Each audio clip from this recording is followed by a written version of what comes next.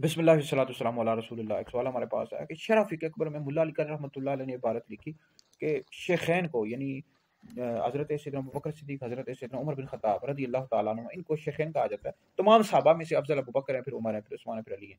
ابوبکر اور عمر کو گالی دینا کفر نہیں ہے۔ تو اس پر جو رافضی ہیں، شیعہ ہیں، وہ کہتے ہیں کہ دیکھو شرح فقہ اکبر میں جو اہل سنت کی اتنی زیادہ معتبر کتاب ہے، اس میں لکھا ہوا ہے کہ شیخین کو گالی دینا کفر نہیں ہے۔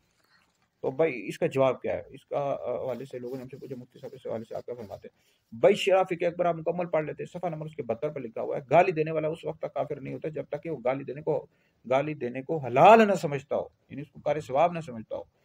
کسی بھی مسلمان کو گالی دینا، اگر اس کو حلال نہیں سمجھ رہا، گالی دے رہا ہے، تو یہ بہت بڑا گناہ ہے۔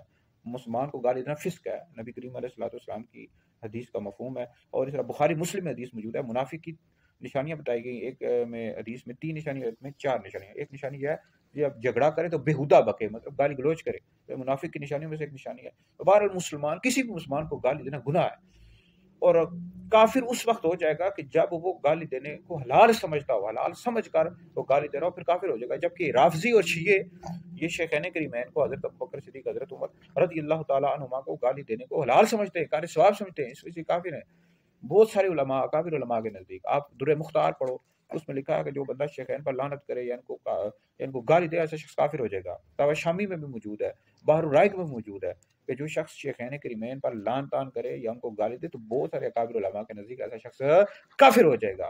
تو جو فقہ اکبر میں لکھا ہوا ہے وہ اس وجہ سے انہوں نے لکھا ہے کہ اگر وہ گالی دینے کو حلال نہیں سمجھتا، گالی اس نے دے دی، تو پھر ایسا شخص کافر نہیں ہوگا، گناہگار ہے جس نے شیخین کو معاذ اللہ گالی دی یا کسی بھی صحابی رسول کو گالی دی۔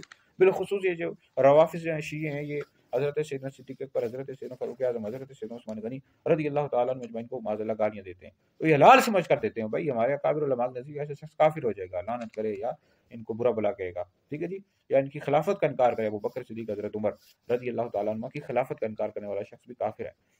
تو اہل سنت کا ہے بیڑا پارا سابق النجم ہے اور ناوطرت رسول اللہ کی۔ اہل سنت کا عقیدہ یہ ہے کہ انبیاء علیہ السلام کے بعد سب سے افضل ابوبکر ہیں، پھر عمر ہے، پھر عثمان ہے، پھر علی ہیں۔ جو شخص مولا علی کو ابوبکر عمر سے افضل ہے، ایسا شخص گمراہ بدین اور اہل سنت سے خارج ہے۔